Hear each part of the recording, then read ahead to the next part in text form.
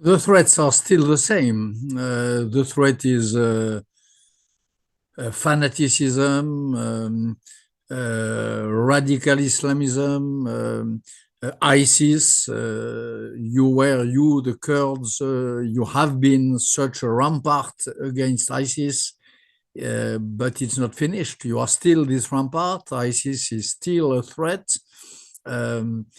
They have still some people on the ground, still some sleeping cells, and so on. So the threat is, of course, less threatening than it was 10 years ago when I was on front line with the brave Peshmerga. Less threatening because you did a great job and because you got rid of a big part of the threat, but it is still here. And I hope that the Western countries are aware of this presence of the threat still now. Yeah, it can be ISIS. It can be ISIS under another name. It can be a coalition of, but the Kurds have to be ready, and we, the West, have to be aware.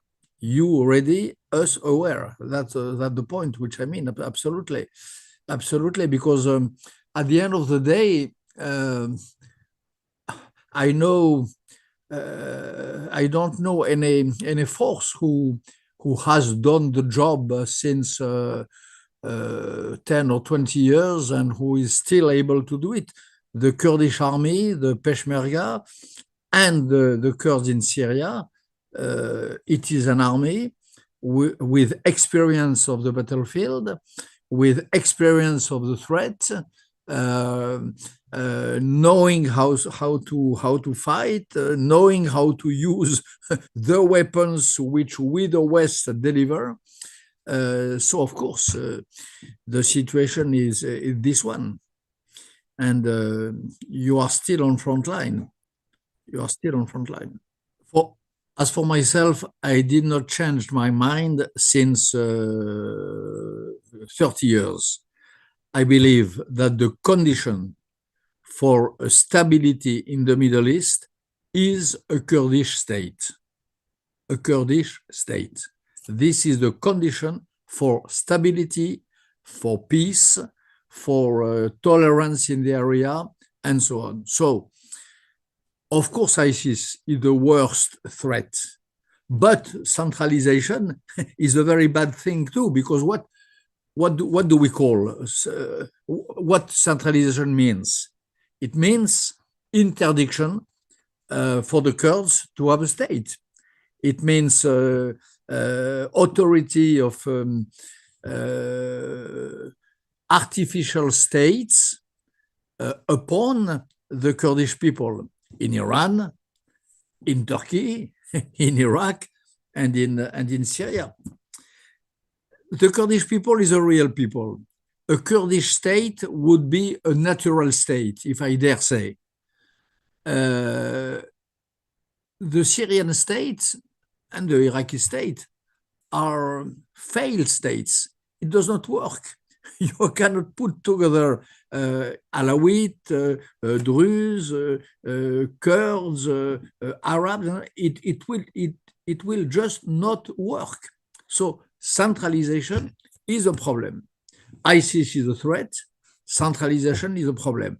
And Kurdish autonomy today and independence tomorrow is the solution and the answer. This is my conviction. Absolutely. Decentralization, at least. But I think that more should be obtained. If there is one stateless people in the world that deserves a state, it is the Kurds. All stateless people deserve a state, no doubt. But the most deserving, the one who deserves most, who paid such a high price, is the Kurdish people. When you are waiting, when you have been waiting for so long, when you have been a victim of genocide, when you have accepted so many sacrifices, when you have waged a war for yourself and for the West, and when you demand a state, the least which the world can do is to accept the state. I mean, the international community, the Western state, your so-called allies. I tell you that because I remember, for me, it is a black day of my life, a black day. The day of the referendum in Kurdistan, in KRG, when President Massoud Barzani organized this consultative referendum on independence. It was not a decision, it was just a consultation of the Kurdish people in KRG. A huge majority, as you remember, voted for that. 90% voted in favor of independence one day. Remember the reaction of the world. Remember the blockade. Remember how KRG was cut from the rest of the world. Remember how the allies in the West really dropped you flat, abandoned you. This is a shame.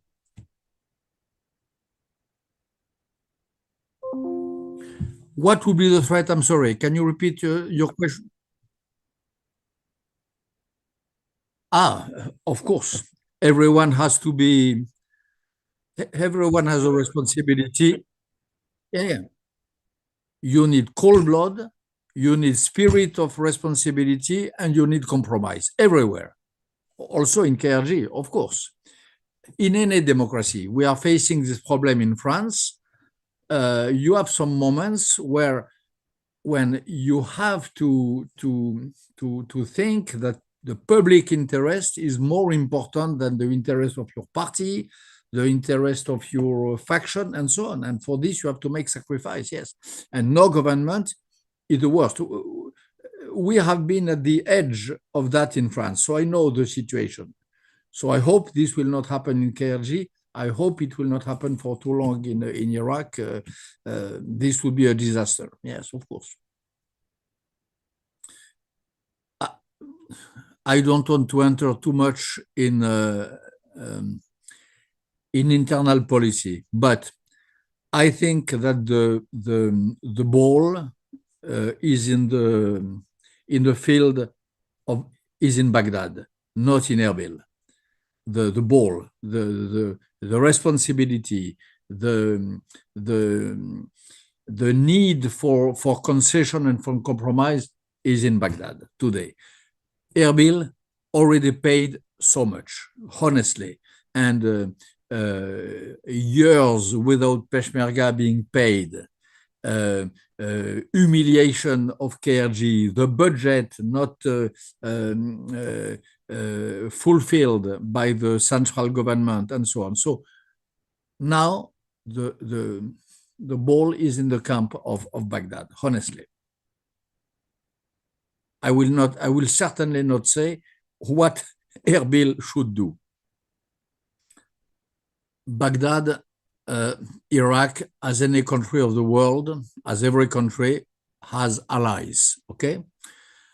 There is one ally which is a little too heavy in Baghdad. The hand of this ally is a little too heavy, and I mean, by saying that, I mean Iran. It is one thing to have an ally, and it is another thing to be submitted to this ally. It's another thing to become an instrument of this ally.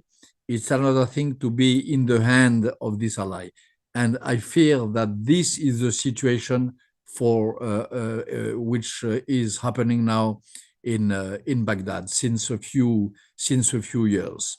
And it's a shame because all parts of Iraq, the Kurds, of course, but the other part of it deserve freedom. I don't believe in empires, and especially when this empire is the empire of an authoritarian or totalitarian state, as Iran is. Baghdad deserves better than being a colony of Tehran. I know. There is a lot of problem in Iraq. Some problems date are here since the war of the American war in Iraq 20 years ago, 22 years ago, but it is not the only one. And Iraq today should be able to govern itself without accepting to be a puppet of another power in the area, which is Iran. And I'm sure that there is other hypotheses for Iraq, other allies, other groups of countries, of which Iraq could be part, and not Iran. The fact that Assad went away is already a great change, honestly. It was such a murderous regime, it was such a barbarity, and all that we discovered since then in the jails, the mass graves, and so on, says a lot about the good news, which was the fact of toppling Bashar al-Assad. After that, there is a real problem. The people who rule Syria today, are they just former jihadists, or are they still jihadists under disguise? There is a debate in the world today, as you know. You have some, in France, you have a lot of people who believe that Jolani changed, that he is no longer what he was, and so on. I doubt.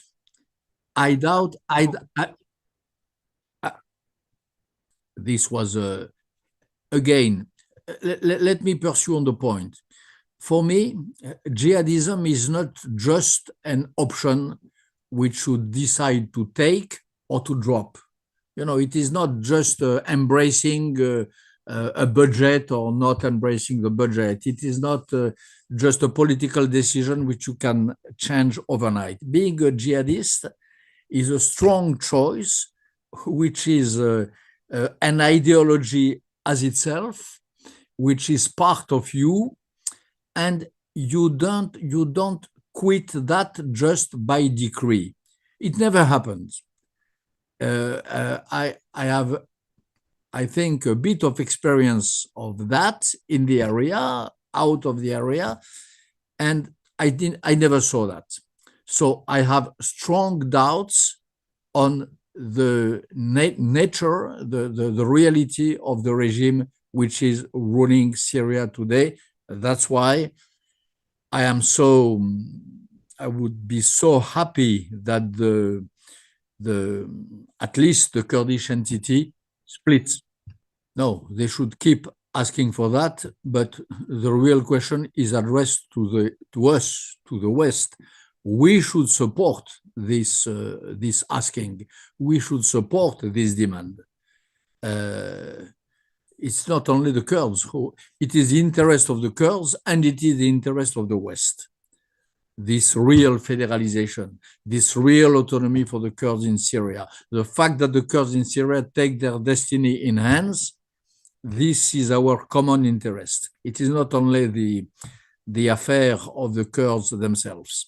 And I know that in America, the topics which we are discussing today, they are no longer on the map of America.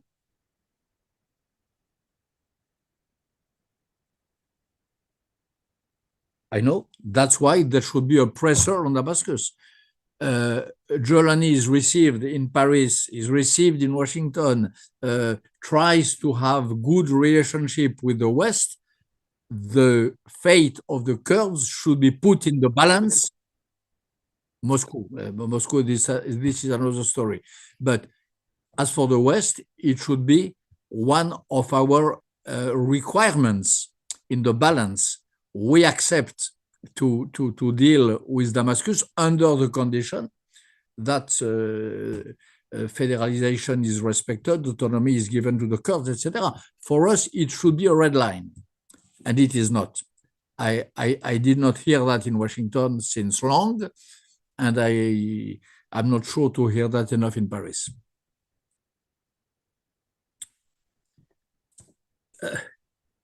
It depends on.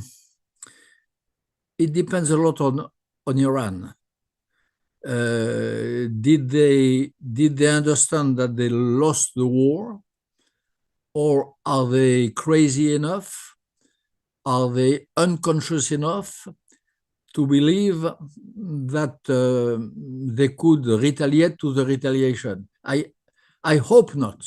I hope not, because it would be really a huge blast. A huge blast. I remember 1 year and a half ago when Iran took the risk of dropping this rain of missile on Israel. It was criminal and it was just stupid. So I hope Tehran learned from their mistake. I hope so. But my real hope, madam, my real hope is that the women in Iran are liberated. My real hope is that the human rights militants are free. My real hope is the change of regime. Change of regime. Iran is a great people. They deserve better than the Ayatollah. I hope that the time of the shocks is over. I hope that the West will choose the right allies. I hope that an ironclad alliance will be nodded and created between the West, the Kurds, the Arab countries, signatories of Abraham agreements. There is a time for peace which comes and which is at reach.